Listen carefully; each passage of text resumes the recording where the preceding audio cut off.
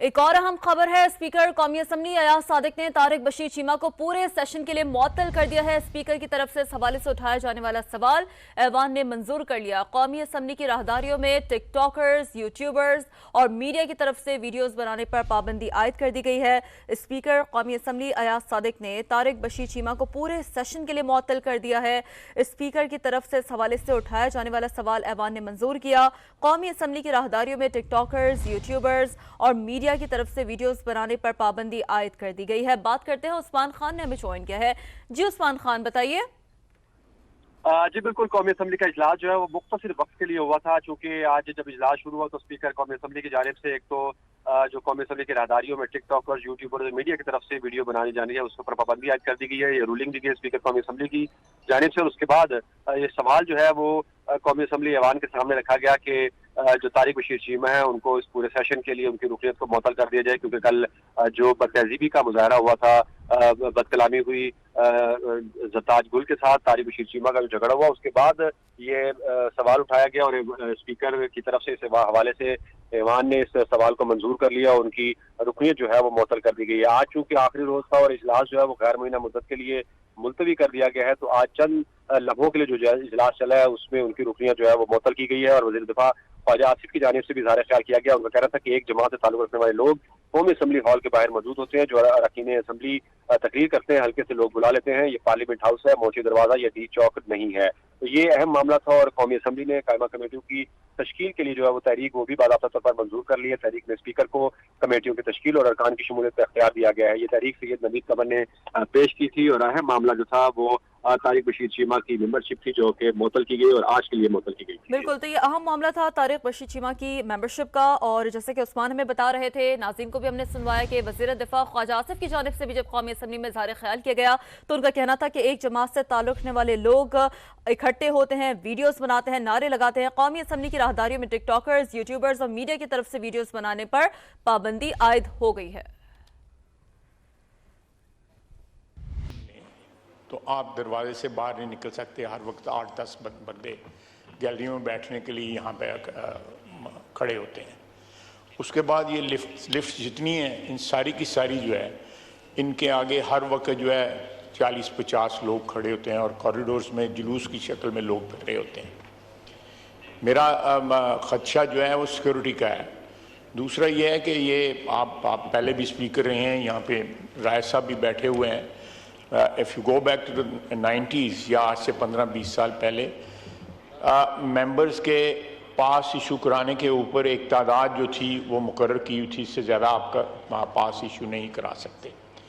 और as early as 92-93 आपको नीचे जाना पड़ता था अपने गेस्ट को ऊपर लाने के लिए जो है।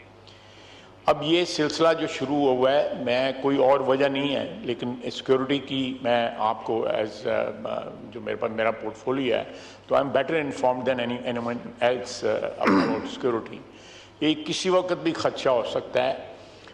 मैं आपके साथ शेयर करता हूँ, हाउस के साथ शेयर करता हूँ कि जो वाक़या हुआ दासू के अंदर, वो 10 दिन वो गाड़ी जो है पाकिस्तान के अंदर रही और तकरीबन सारे पाकिस्तान में वो ट्रैवल करके दासू पहुँची। तो ये anyone can enter this building, किसी को कोई बंदा एंटर कर सकता है, देयर इज नो चेकिंग। और एक मेंबर जो है वो 8-10 हम भी लाते हैं, अपोजिशन वाले भी लाते हैं, सब लाते हैं। ये एक प्रॉब्लम है जो कॉमन प्रॉब्लम है। तो ये स्पेशली इस वक्त जो खदशात हैं हमें सिक्योरिटी के, उसके अंदर यहाँ पे रिस्ट्रिक्शन लगाएं। उस दिन भी मैंने अपनी तकरीर में कहा 100-125 बंदा बैठा हुआ था, एक ही पार्टी से वो मुंसलिक बंदे यहाँ पे बैठ के नारे लगाए। ये कभी नहीं हुआ कि गैलरी में बैठे हुए लोग जो है वो नारे लगा रहे हो। ये बल्कि मैं समझता हूँ कि जो रिस्पेक्ट और डिग्निटी है हाउस की वो वायलेट होती है जब गैलरी में बैठे हुए लोग जो है वो हाउस के अंदर जो है नारे लगाएं या हाथ मिलाएं या बात करें। ये यहाँ अगर मैं यहाँ खड़ो के इन साहिबान से बात करना शुरू कर देता हूँ, वो भी अलाउड नहीं है। तो मेरी आपसे दरख्वास्त है और स्टाफ से भी दरख्वास्त है, जो सिक्योरिटी का स्टाफ है, कि यहाँ पे ये तादाद जो है इसको किसी मिनिमम लेवल पे मेंटेन करें गेस्ट ज़रूर आएँ, लेकिन गेस्ट इस तरह नहीं कि मैंने तकरीर करनी है, मैं सियालपुर से बंदे बुला लूँ और वो बैठ के यहाँ पे मेरे लिए नारे लगाएं। ये सिलसिला ये शुरू हो गया हुआ है। तो मेरा ख्याल है कि ये कोई ना ये मोची दरवाज़ा है, ना ये डी चौक है, ना कोई और ऐसी जगह है जहाँ पे हम लोग अपने सपोर्टर्स ला के यहाँ पे नारे लगवाएं। हमें इस हाउस की अगर अल्लाह ताला ने हमें और आवाम ने पहुँचा ही दिया है तो अपनी नहीं तो कम से कम इस हाउस की इज्जत और तकरीम की जो है ना को ख्याल करें। मेरी आपसे दरख्वास्त है, मैं बार बार आपके ऑफिस में भी 4-5 दफ़ा इस सिलसिले में आया हूँ, लेकिन कोई तवज्जो नहीं दी गई। मैं कल का बता रहा हूँ, मैंने फिर आपको SMS किया था। मैं जब नीचे गया हूँ, इंसिडेंटली मैं ये गेट यूज़ करता हूँ, बाकी जो बड़े बड़े लोग हैं यहाँ पे वो पीछे वाला गेट यूज़ करते हैं, तो मैं गेट ये यूज़ करता हूँ, हमेशा से यूज़ करता, और मैं I can see what is happening over here. आप गाड़ी में नहीं बाहर बैठ सकते, इतना रश होता है, गाड़ी में नहीं बैठ सकते आप जो है। और वो वहाँ पे ये जो आपने टिकटॉकर की और दूसरा सोशल मीडिया जो इन्फ्लुएंसर या सोशल मीडिया एक्टिविस्ट जो हैं वो सारे खड़े होते हैं। So please not only in the house, आपने अभी एक रेजोल्यूशन पास किया जो हाउस से परटेन करता है, पास something which pertains to people outside the house also, who are violating the sanctity of this house, the dignity of this house. Thank you. Thank you Khawaja साहब, आपने मुझे प्लीज़ तशरीफ़ रखें, आपने मुझे 2-3 दफ़ा ये पॉइंट आउट किया था। पहले तो वर्बल मैं कर रहा था, फिर मैंने 14 तारीख को रिटन इंस्ट्रक्शंस दी हैं। एक आयरन गेट बाहर, दूसरा यहाँ जहाँ आप लोगों की गाड़ियाँ खड़ी होती हैं वहाँ लोग आ जाते हैं इंटरव्यूज़ लेने के लिए भी, और बाकी भी रोकते हैं, गेस्ट आ जाते हैं फ़ाइलें लेके, वहाँ भी। उसके बाद अंदर से जब आप लोग चल के आते हैं लिफ्ट तक, तब भी लोग आपको रोकते हैं। सेनेट से पासेस इशू होते हैं, लोग इधर आ जाते हैं, उनको भी हमने कहा व्हील चेक, रैंडम चेकिंग अलहदा कर दी है।